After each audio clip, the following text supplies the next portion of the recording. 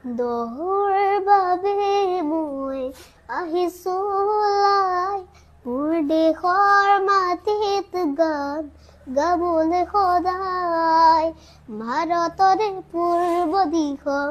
সোণালী অসম, গৌৰৱে চিঞৰো মই জয় আই অসম, জয় আই অসম, জয় আই অসম, জয় আই অসম।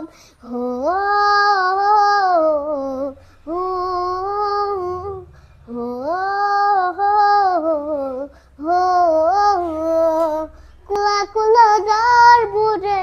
আকাশত নাবৰিছে, সুখৰ এখন গণি গণি জননীয়ে কান্দিছে। হাৰে আছো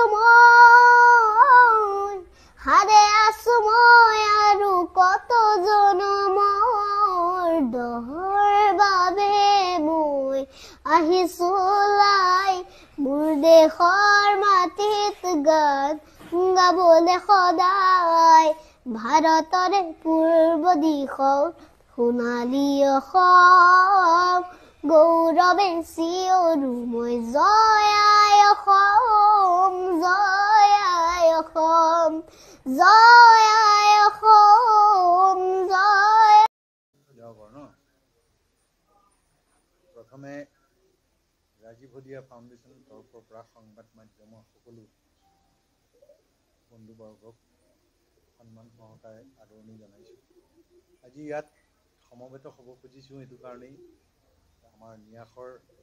প্ৰথমে মই চিনাকি কৰি দিব খুজিছোঁ, মই নিজেই সভাপতি দায়িত্বত আছোঁ লোহিত গগৈ, আৰু সম্পাদকৰ দায়িত্বত আছে ৰাজীৱহদীয়া ন্যাসৰ যিখিনি আমি আমাৰ কৰণীয়খিনি বা যিখিনি আমাৰ কৰ্মৰ অগ্ৰগতি সম্পৰ্কে ৰাইজক অৱগত কৰিবলৈ আজি ইয়াত সমবেত হৈছোঁ। আৰু যিসকল মহানুভৱ মানৱ জৰুৰী লোকে ৰাজীৱহদীয়াৰ কাৰণে যিখিনি অনুদান আগবঢ়ালে, তাৰ প্ৰসংগটো দুই এটা কথা আমি আগবঢ়াবৰ কাৰণে আজি ইয়াত সমবেত হৈছোঁ। ন্যাসখন গঠন হৈছিল 19 তাৰিখ 1 মাহ 2005 চনতে গঠন হ'ল। ন্যাসখন 2025ত ন্যাসখন গঠন হৈছিল। আৰু এতিয়া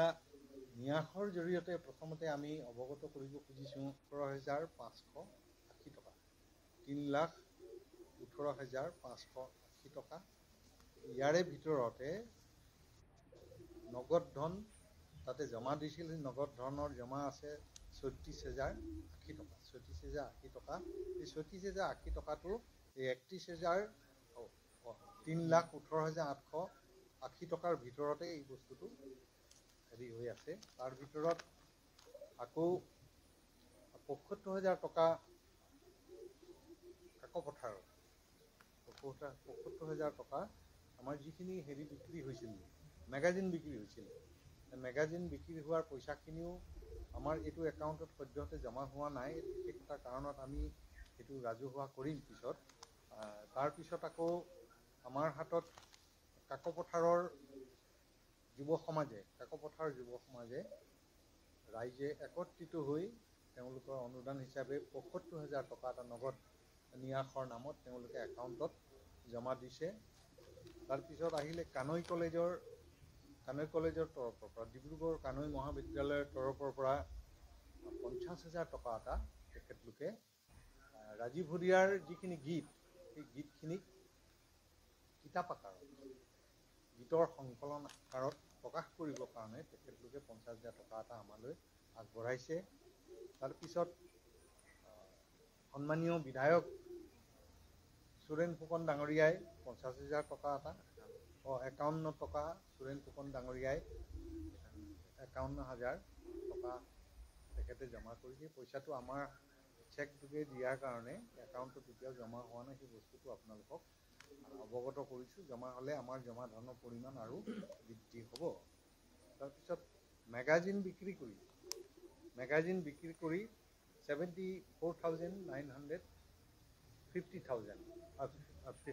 50 টকা, 74,950 rupees, 74,950 rupees এই টকাখিনি মেগাজিন বিক্ৰী কৰি এই টকাখিনিও হাতত আছে। এইখিনি হ'ল আৰু সৰু সুৰা যিখিনি আছে 1 টকা 2 টকা 50 টকা 100 টকা 200 টকা আমাৰ প্ৰায় আপোনালোকক দেখাব খুজিছোঁ সকলোৰে কথা ব্যক্ত কৰিবলৈ আমি বেংকৰ পৰা ষ্টেটমেণ্ট আনিলোঁ প্ৰায় 300ৰো অধিক পেজ হৈ গ'ল সকলোৰে নাম প্ৰকাশ কৰাত অকণমান অসুবিধা হোৱাৰ কাৰণে আমি ক্ষমা বিচাৰিছোঁ আৰু ইচ্ছা থাকিলেও মানে ইমান এটা দীঘলীয়া সময় কাৰণে অসুবিধা হ'ব প্ৰায় 300 পেজ আমি বেংকৰ পৰা ষ্টেটমেণ্ট আনিলোঁ আৰু এইখিনি হ'ল আমাৰ সদ্যহতে নিয়াসৰ নামত জমা হোৱা ধনৰ খতিয়ান আৰু ইয়াৰ পিছত কিবা সুধিবলগীয়া থাকিলে সুধিব পাৰে আপুনি মৌমিতা মিত্ৰৰ যিটো প্ৰসংগ সেই প্ৰসংগটো হ'ল আমি মৌমিতা সেইটো ফালৰ পৰা আমাৰ নিয়াসৰ লগত কোনো যোগাযোগ ইতিমধ্যে পোনপটীয়াভাৱে নোহোৱাৰ কাৰণে অকণমান বিসংগতি এটাৰ সৃষ্টি হ'ল আৰু তাৰপিছত হ'ল কি মৌমিতাৰে যদি দিব খুজিছে আন্তৰিকতাৰে দিব খুজিছে অকল মৌমিতা বুলিয়েই নহয় যদি সুদূৰ বাহিৰৰ পৰা যদি চাকি আৰু যদি পইচা দিব খোজে আমি আন্তৰিকতাৰে তাক গ্ৰহণ কৰিম কিন্তু বিশেষকৈ আমাৰ বহু শিল্পী বহু গুণী জ্ঞানী লোক বহু মানৱদৰ্বী লোকে বিভিন্ন প্ৰকাৰে আমাক সহায় সহযোগিতা কৰিলে কিন্তু কোনো এই প্ৰচাৰৰ ক্ষেত্ৰত প্ৰচাৰ যে মই ইমান টকা দিলোঁ মই ইমান টকা দিলোঁ আজিলৈকে কোনো তেনেকুৱা সংগঠনে ইচ্ছা প্ৰকাশো কৰা নাই প্ৰচাৰ কৰিবৰ কাৰণে মানাও কৰিছে আৰু সেই সূত্ৰে আমাৰ যিসকল শিল্পীয়ে ইতিমধ্যে আমাক ভালেখিনি অনুদান আগবঢ়াইছে তেখেতলোকেও কৈছে যে আমাৰ এই ক্ষেত্ৰত প্ৰচাৰ নকৰি এইটো বুকুত হিচাপেই থাকক আমি পৰিয়ালত আগবঢ়াইছোঁ এইটো আমি যিখিনি পাৰিছোঁ সেইকাৰণে আমি কিছুমান কথা প্ৰচাৰৰ ক্ষেত্ৰত আমি সদায় বিৰত আছোঁ আৰু বেছি প্ৰচাৰ কৰিলে মানুহে অন্য এটা দিশলৈ বহু কথা আহি পৰে বেছি প্ৰচাৰ যদি কৰা যায় কিন্তু মৌমিতাৰ ক্ষেত্ৰত আমাৰ লগত পইচাকেইটা এতিয়াও আমাৰ হাতত পৰা নাই মই যোগাযোগ হোৱা নাই আকৌ ক'ব খুজিছোঁ যদি মৌমিতাৰে আমাৰ ফালৰ পৰা আমি এটা ভাবিছোঁ দেই মনতে এটা কথা ভাবিছোঁ মৌমিতা যদি অসমত এতিয়া যথেষ্ট জনপ্ৰিয় অসমৰ ৰাইজে আদৰি লৈছে মৌমিতাক স্বাগতম জনাইছে বহুতে ভাবিছে মৌমিতাৰে অসমলৈ আহি অসমীয়া সংস্কৃতিৰ জগতখনক অধিক টনকিয়াল কৰিব অধিক চহকী কৰিব তেনেকুৱা এগৰাকী শিল্পীৰ মুখত যদি আমাৰ ৰাজীৱ হদিয়াৰ গীত এটি প্ৰতিখন মঞ্চত যদি আমি শুনিবলৈ পাওঁ আমি ভাবিছোঁ তেওঁ 50,000 টকাৰ মূল্যতকৈ যদি একোটাকৈ যদি গীতো গাই দিয়ে তেতিয়াহ'লে 50 লাখ মূল্যৰ সমপৰ্যায়ৰ হ'ব বুলি এনেকুৱা এটা ভাবি গতিকে ৰাজীৱ হদিয়াৰ গীত পৰিৱেশনৰ বাবে যদি তেওঁ ৰাজীৱ হদিয়াক যদি একান্ত মনেৰে যদি ভাল পায় বা শ্ৰদ্ধা কৰিছে বা তেওঁৰ গীত মাতবিলাকক জীয়াই থকাৰ ইচ্ছা তেওঁ যদি প্ৰকাশ কৰিছে ৰাজীৱ হদিয়াৰ গীতবিলাকক মঞ্চত গাবলৈ আমাৰ ফালৰ পৰা এটা আহ্বান এটা থাকিল এইটো আৰু কোনো ভুল বুজিব নালাগে আমাৰ কোনো ডিমাণ্ড নহয় বা আমি কোনো তাক জোৰ জবৰদস্তি ক'ব খোজা নাই এইখিনিকেই মৌমিতাৰ প্ৰসংগত যিখন ন্যাস ৰাজীৱ হদিয়াৰ ন্যাসখন ৰাইজেৰ আৱেগেৰে ৰাইজৰ যিখন ৰাজীৱ হদিয়াৰ মৃত্যুৰ পিছত মানুহৰ মনৰ যিটো উৎসাহ ৰাজীৱ হদিয়াক জীয়াই ৰখাৰ কাৰণে ৰাজীৱ হদিয়াৰ প্ৰতি যিটো সন্মান এই সন্মান এনেকুৱাবিলাক দেখাৰ পিছত ৰাজীৱ হদিয়াৰ মাজত এনেকুৱাবিলাক বিতৰ্ক সৃষ্টি হ'লে আমাৰ ন্যাসৰ ফালৰ পৰা আমি অকণমান দুখ প্ৰকাশ কৰোঁ আৰু গতিকে এনেকুৱা ধৰণৰ বিতৰ্কৰ পৰা আঁতৰি থাকিব পাৰিলে আমাৰো মংগল আৰু ৰাইজৰ মাজত যিটো সুধুৱনি সেই সুধুৱনি আঁতৰি থাকি এটা ভাল পৰিৱেশলৈ আহক তেনেকুৱা এটা আমি কামনা কৰোঁ মই তেওঁলোকৰ প্ৰতি আহ্বান জনাইছোঁ তেওঁলোকে ইতিমধ্যে বহুতে স্বীকাৰো কৰিছে দেই অসমৰ প্ৰায়বিলাক প্ৰতিষ্ঠিত শিল্পীয়ে ৰাজীৱ হদিয়াৰ লগত যথেষ্ট ঘনিষ্ঠতাও আছিল কিছুমানে আহিব পাৰিলেও নোৱাৰিলেও তেওঁ বিভিন্ন প্ৰকাৰে সমবেদনা জ্ঞাপন কৰিছে বা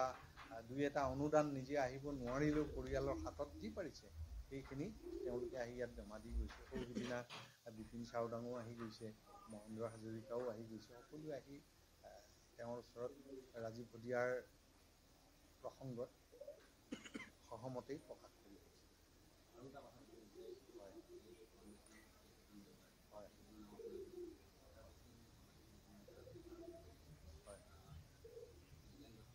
হয় হয় হয় জিতেন দত্ত তেখেতে অফিচিয়েলি আমাৰ ন্যাসখনত নাই। আমাৰ যিখন আমাৰ এখন ন্যাস গঠন কৰিবলৈ হ'লে কোৰ্টৰ পৰা বহুত নিয়মাৱলী আছে, চৰকাৰী পক্ষৰ কিছুমান নিয়ম নীতি, সেই নিয়মৰ গাম্ভীৰ্যত থকা যিখন ন্যাস, সেই ন্যাসত জিতেন দত্তৰ নামটো নাই, কিন্তু তথাপিও তেখেতে